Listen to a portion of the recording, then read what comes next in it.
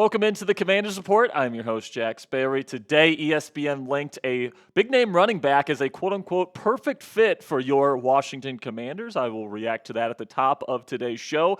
Then there's a rumor that Hard Knocks could be coming to Washington as the Commanders are a very hot commodity in the National Football League heading into the second year of the Jaden Daniels era. And we'll finish up today's show with the idea of the NFL banning the Tush push. The NFL owners are meeting in Minneapolis this week with the expectation that they're going to vote on a Tush push ban. We'll talk about that to finish up today's show. But before we get into the content today, we are midway through the month of May, and in our division sub-battle here for the month of May in the NFC East, we are currently in last place, and that can no longer stand. We're only 6 subscribers behind Giants now, but we are almost 100 behind the Eagles Now crew, and then over 100 behind the Cowboys Report crew. We need to get this number going. Right now, we at least have to pass the Giants on today's show, guys. So if you're a new viewer and you haven't clicked that subscribe button yet, we are counting on you guys. All the real ones that have already clicked that subscribe button can't help us here. It's only the people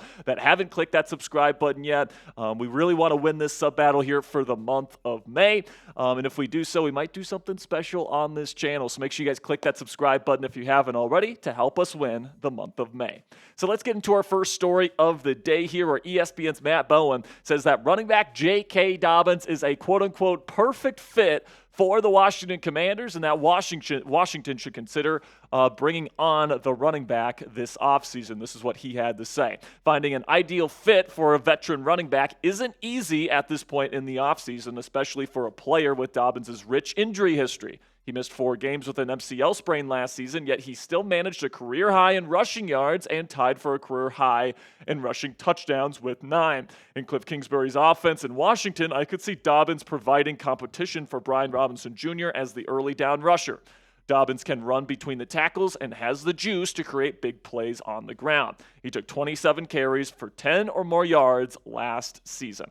Now, listen, guys, I do think that the Commanders probably like their running back room right now, the way that it is currently constructed. Right now, you got Brian Robinson Jr., who's been this team's #1 running back for a little bit now. Then you got Austin Eckler as kind of your change of pace / third down back. And then you got a bunch of guys that, either played pretty decently last year, or you're hoping there's going to be coming up, as a future option for this team, like Ja'Cory Crosky-Merritt, the 7th-round pick, Chris Rodriguez Jr., Jeremy McNichols, etc. But I really wouldn't mind it if the Washington Commanders wanted to add another running back to this room, and J.K. Dobbins is somebody that has made some big-time plays throughout his career, both with the Los Angeles Chargers and the Baltimore Ravens. Now, he has a very extensive injury history, especially with his knee, and that's definitely something where, the risk comes with the territory with J.K. Dobbins. But I do think that when he's been on the field, he's been pretty darn good as a rusher. Last year stayed mostly healthy, even though he did have that MCL sprain, but still got 9 total touchdowns, got over 900 yards as a rusher, and just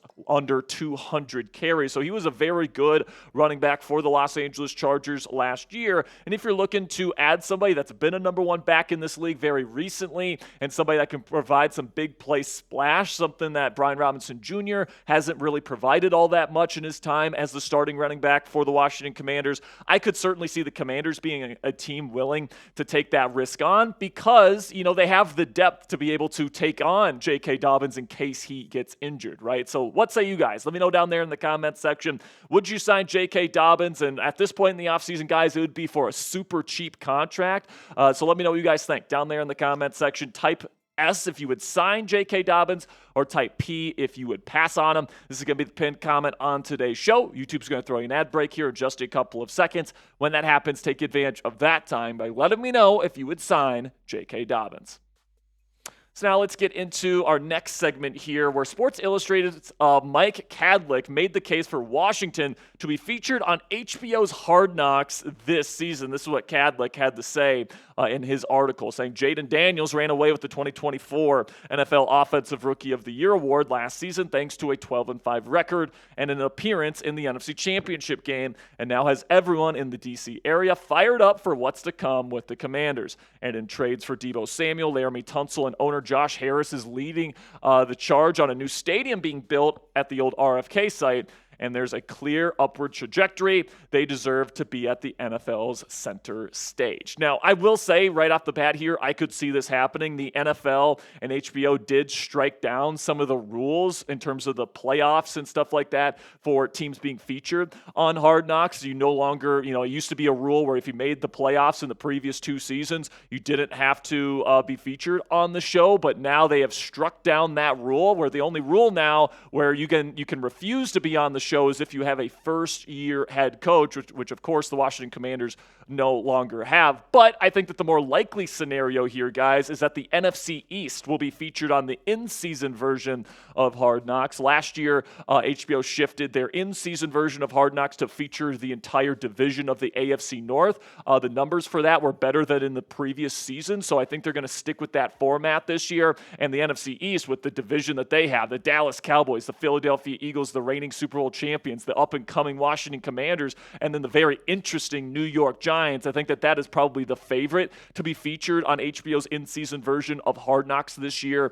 So I don't think the Commanders will be featured in the preseason. It's more likely they get featured during the season. Plus, I just don't know how HBO is going to be able to resist Pittsburgh with Mike Tomlin being the star of the show last year on the AFC North version of the in-season version of Hard Knocks, plus with Aaron Rodgers likely signing on. I just feel like that is too juicy for the NFL to pass up, especially since they really haven't been able to feature the Steelers on that show all that much because of the rules previously with the playoffs and the Steelers always making the postseason. So predict it for me down there in the comments section. Will the Commanders be on any version of Hard Knocks this year, whether it's the in-season version or the preseason version? Let me know what you guys think, yes or no, down there in the comments section. In just a second here, I'm going to tell you about our sponsor today at Fanatics. Well, I'm talking about Fanatics today. Let me know what you guys think down there in the comments section with a yes or a no. And with that, let's have a word from our sponsor today at Fanatics, where you guys can go to chatsports.com/Daniels to pick up your Jaden Daniels jersey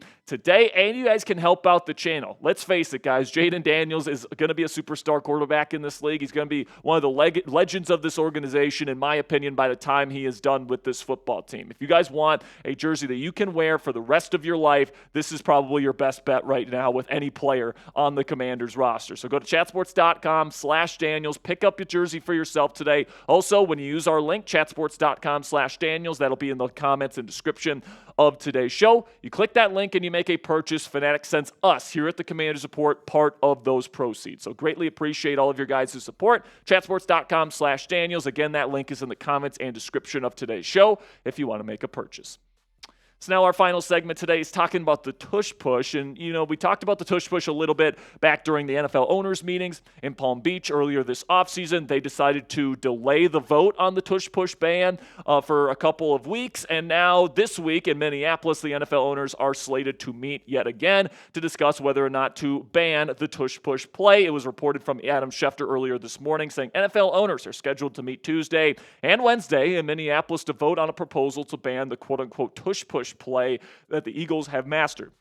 The proposal was tabled this spring at the league meeting in West Palm Beach, but is expected to come to a vote this week. And if you want to talk about the people that are in the camp of banning it, just look no further than off-ball linebacker for the Washington Commanders, Frankie Louvu, who really had his breakout season with the burgundy and gold last year. You might remember he had a very infamous play versus the Tush Push where at the goal line he flew over the line of scrimmage like 3 separate times, because why the hell not? But Frankie Louvu said this about the Tush Push as a play. My personal opinion, I think they should ban it. But I know the argument's going to be about, hey, you guys have to stop it. Don't get us in short yardage and whatnot. But it's kind of like a cheap play.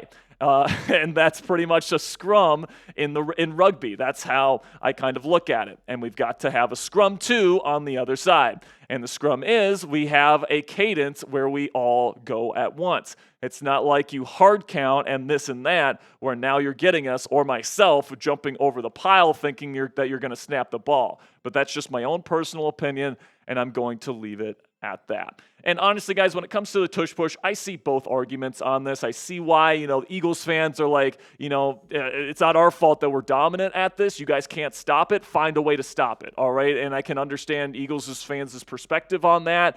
But also, I understand the perspective of others where it's like, you're not allowed to, use, other players to push into other players on like field goal block attempts, for example. That's illegal and it's cited as a player safety issue. But when it comes to the tush push, it's absolutely fine. So I'm not necessarily saying that this is a player safety issue, but I'm saying that if it's not, then it shouldn't be for field goal block attempts either. So all I want is some consistency when it comes to using other players and pushing them in the back. That's all I ask for when it comes to the National Football League. I just want consistency when it comes to these kinds of rules. But let me know what you guys think down there in the comments section. What would you do with the tush push? Would you ban it or keep it? Type K for keep or B for ban. Let me know what you guys think down there in the comments section. And that'll be it for today's edition of the Commanders Report by Chat Sports. Thank you guys so much for making it to the end of today's show. We got more great Commanders content coming your way all throughout the week. And of course, if the tush push is banned, that's going to be a part of one of our shows this week as well. So make sure you click that subscribe button if you haven't already. Greatly appreciate your guys' support. I will see you guys next time. And until then, hail to the Commanders.